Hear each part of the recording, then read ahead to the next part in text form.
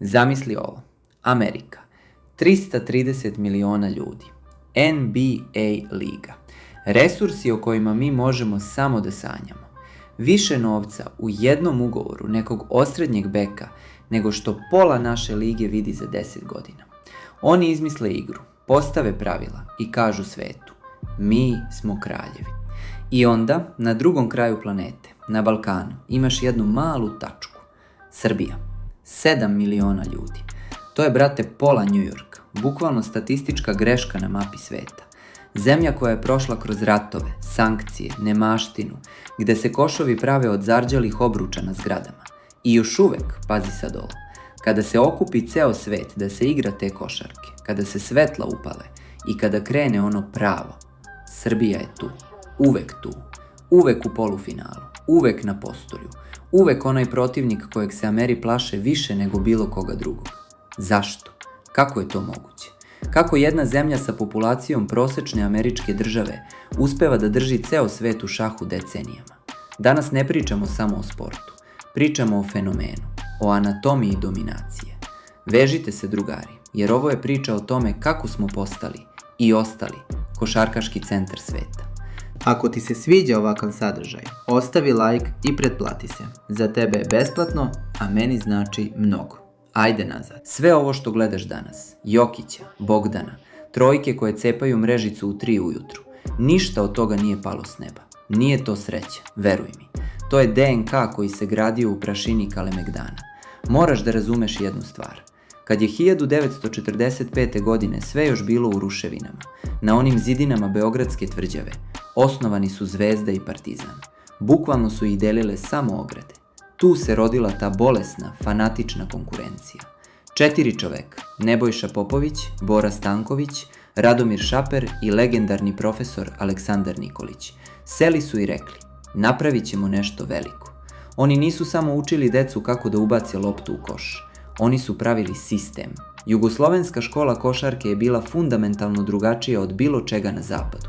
Dok su Ameri forsirali atleticizam i 1 na 1 igru, kod nas se učilo da je košarka igra šaha u pokretu.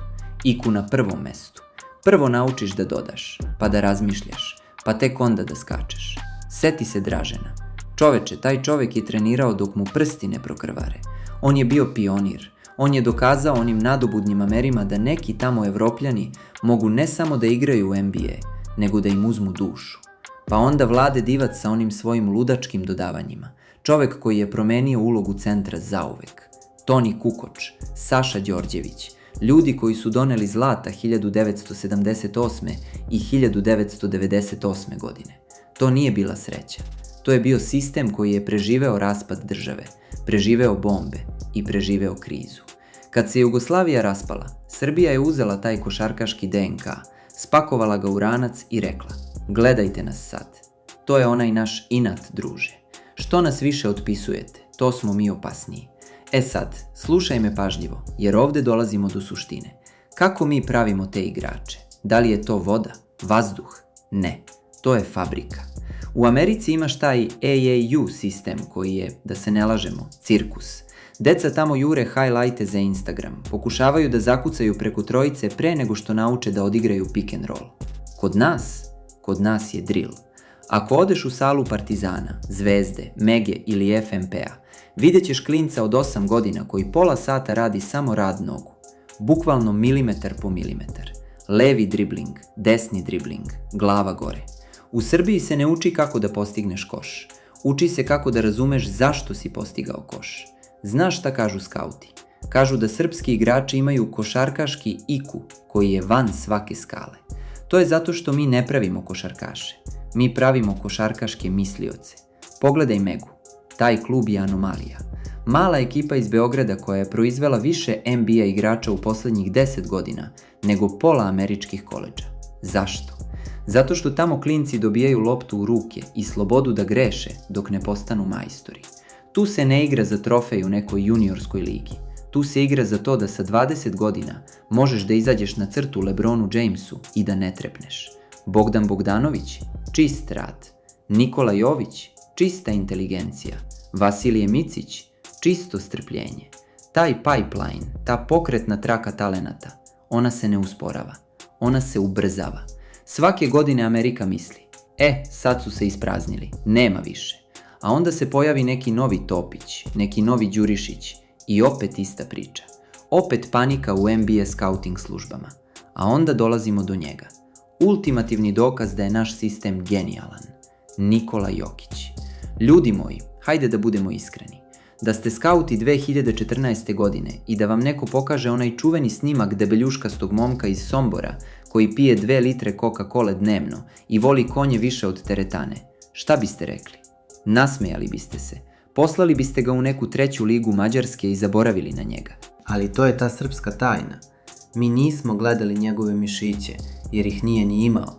Mi smo gledali ono što ima u glavi. Jokić nije anomalija.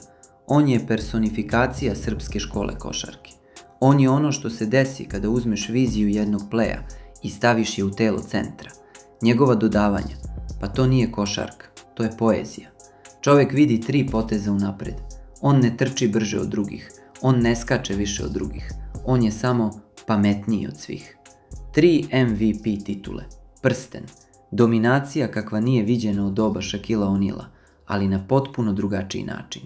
On je naterao Amerikance da preispitaju sve što znaju o ovoj igri. On je dokazao da mozak uvek, ali uvek pobeđuje mišiće. I znaš šta je najlepše? Što on to radi sa takvom lakoćom, kao da je na basketu ispred zgrade u Somboru. Taj Jokić efekat je promenio sve.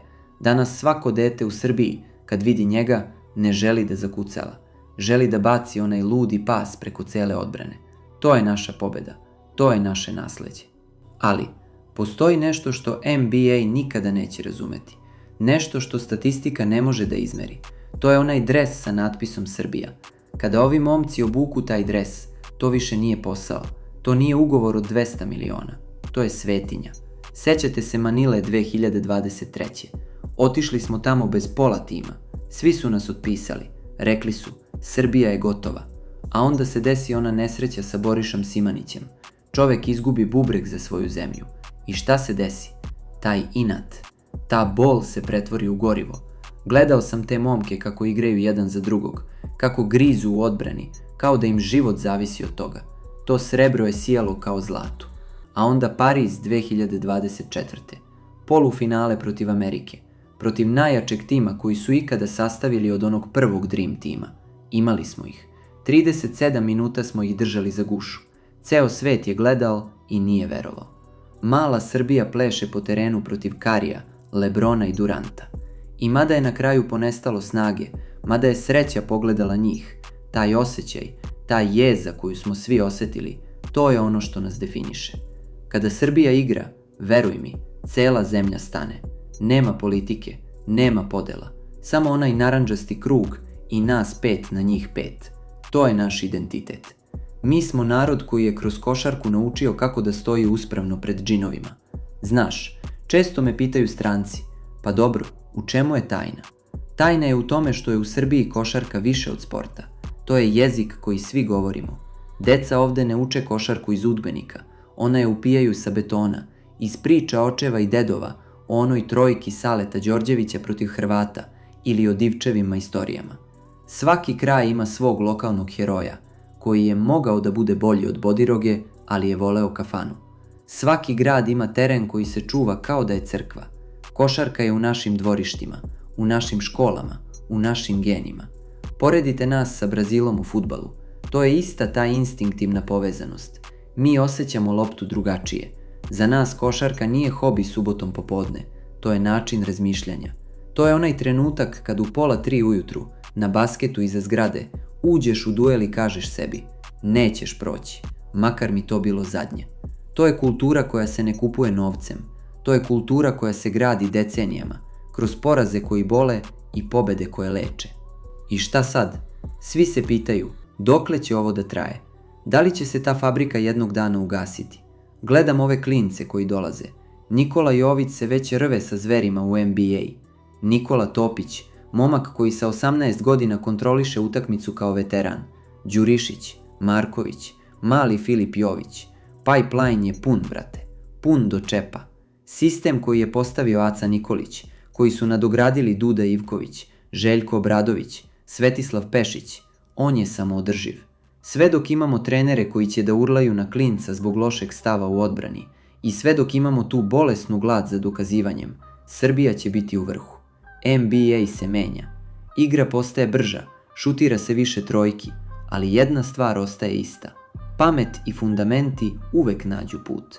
Amerika će uvek imati više atletičara, ali mi ćemo uvek imati više majstora. Pitanje nije da li će Srbija i dalje dominirati. Pitanje je samo ko je sledeći iz te naše male fabrike, ko će da baci svet na kolena. Srbija nema naftu, nemamo 300 miliona ljudi, nemamo budžete od kojih se vrti u glavi, ali imamo nešto što se ne može kupiti nikakvim dolarima ovog sveta. Imamo sistem koji ne prašta greške. Imamo srce koje kuca u ritmu tapkanja lopte o beton. I imamo tu košarkašku dušu koja gori već decenijama i koju niko, ali apsolutno niko, ne može da ugasi. Mi smo zemlja košarke. Bili, ostali i bit ćemo. Dokle god se negde na ovom svetu igra pod obručima, znajte jedno, Srbija vas čeka. I veruj mi, nema nameru da ode.